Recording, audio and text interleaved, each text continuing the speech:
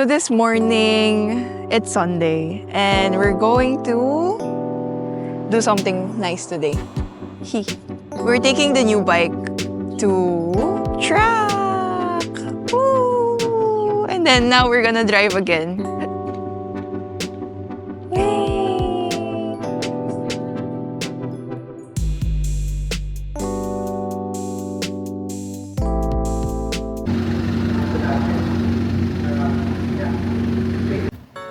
We have finally arrived at CIS or Clark International Speedway.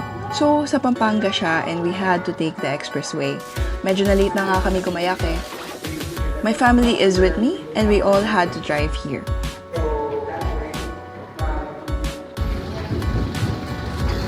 Actually, may program din yung mismong event which is yung Motocamp nga. I had to get settled muna with the bike and had it registered. I brought with me the SRK600RC, a sports bike for the track. And super na-excite talaga ako, pero kabado rin, syempre.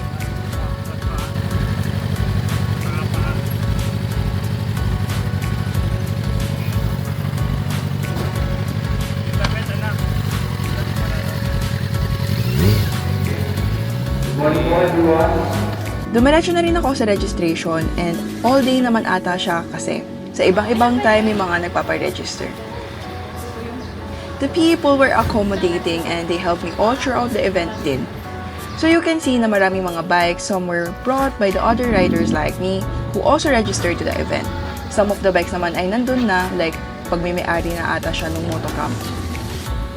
Makikita nyo, sobrang daming beses na I had to gear up and remove everything again.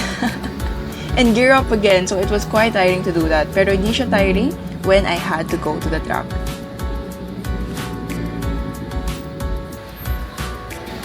Ganun talaga.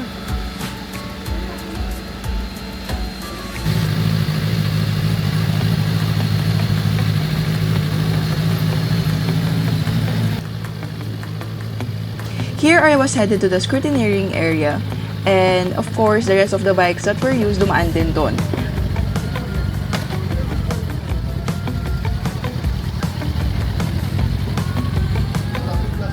When we got there, sobrang dami nang nasa track so iba-iba siyang category.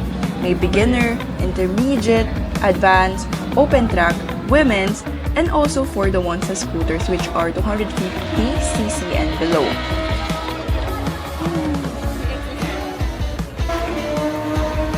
I had to meet with other people who briefed us kung ano mangyayari then kung ano yung mga expected na mangyayari.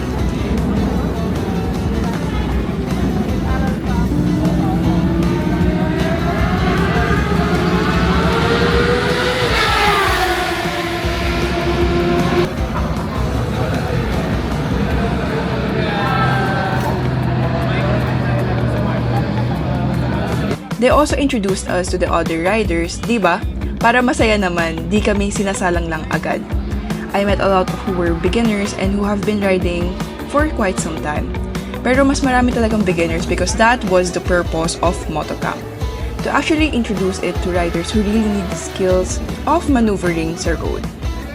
Di naman obvious na medyo nahihiya ako, but yes, I just had to listen din to the people, especially the instructors. Because I definitely learned a lot from them, their stories, tips, and whatnot.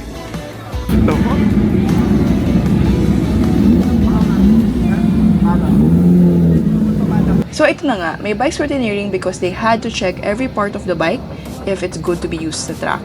They had to check the tire pressure, they had to cover the side mirror, and the signal lights with a duct tape. Kasi once you're in the track, ang isipin mo talaga is what's ahead of you and how you will be moving along with the bike in your lane. Diba? Nag-gear up ako ulit. Ready to go park my bike sa mas malapit sa track to wait for my turn.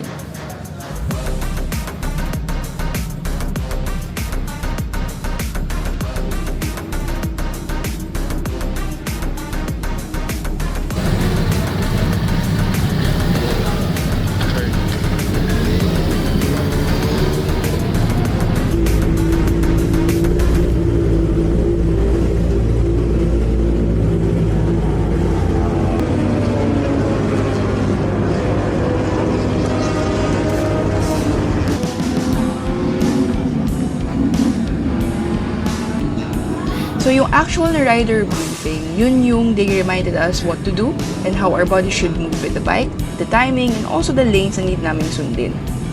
I also appreciate my parents for attending. Medyo mainit talaga sa track, pero buti na lang nakapagdala rin sila ng refreshments.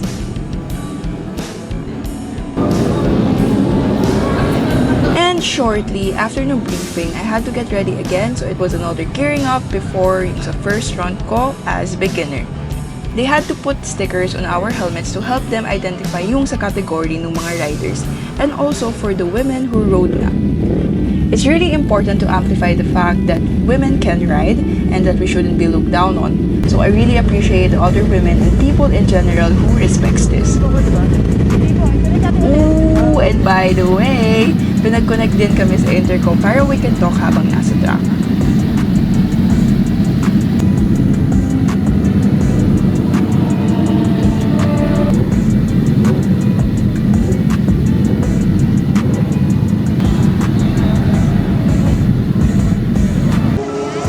Feeling ko.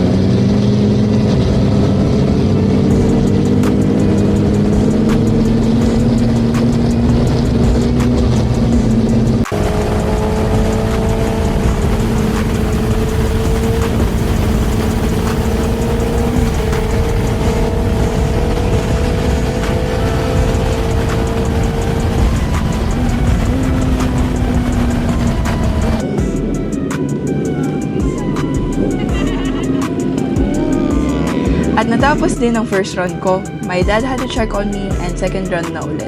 This is for the beginner's track and now, mas medyo maalam na ako sa mga turns and timing.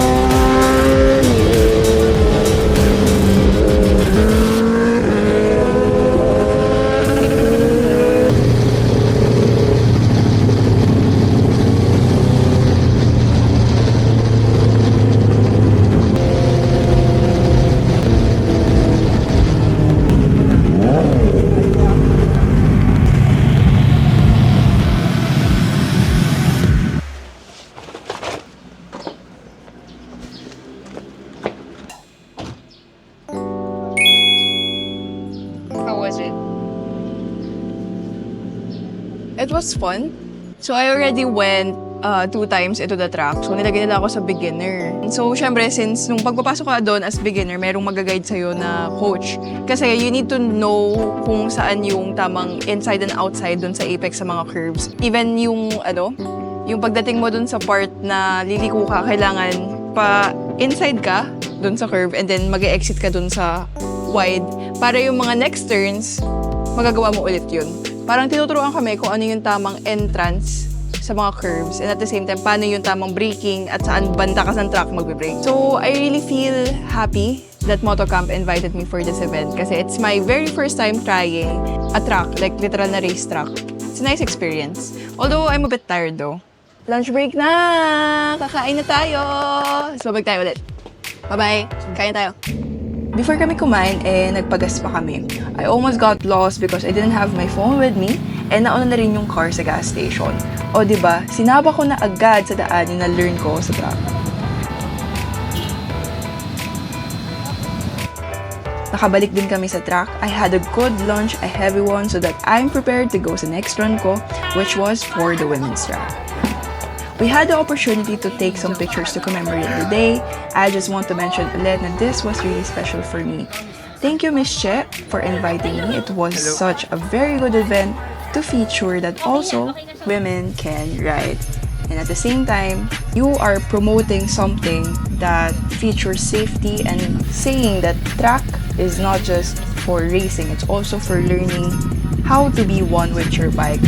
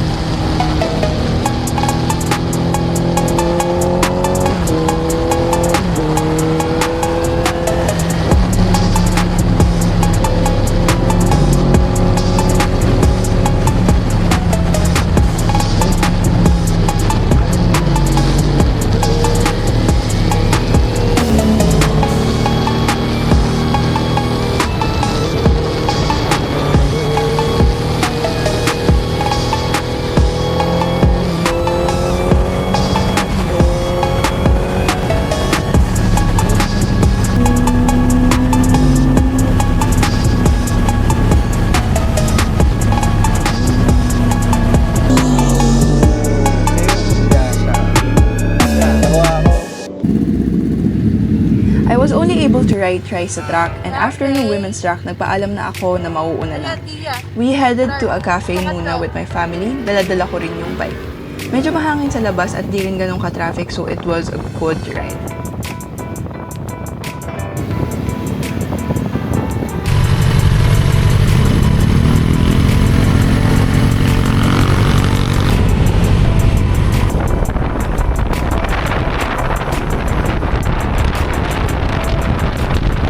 So I guess that wraps up our first ever track day. So kami ay kakain muna dito sa Cafe Dia and kami ay magpapahinga na.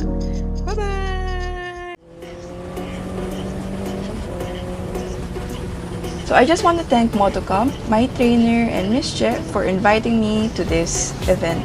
So I'm really grateful because this is my first track experience and I look forward to using the skills that I learned on the road. So again, thank you.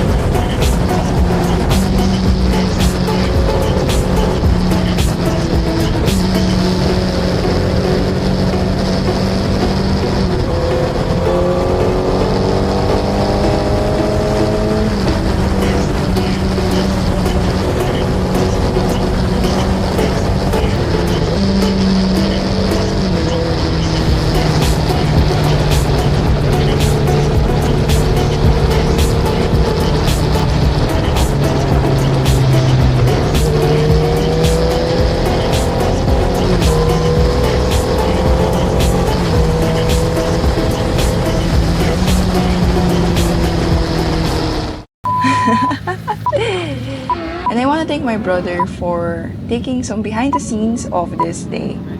Bye!